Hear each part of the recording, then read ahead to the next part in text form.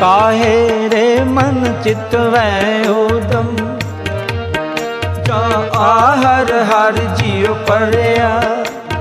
Cell पत्थर में जंत उपाए, ताका रिज़्क आगे तर तरया। मेरे माधो जी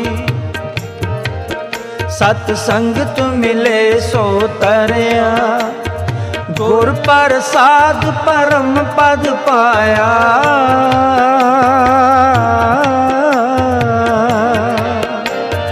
गुर प्रसाद परम पद पाया,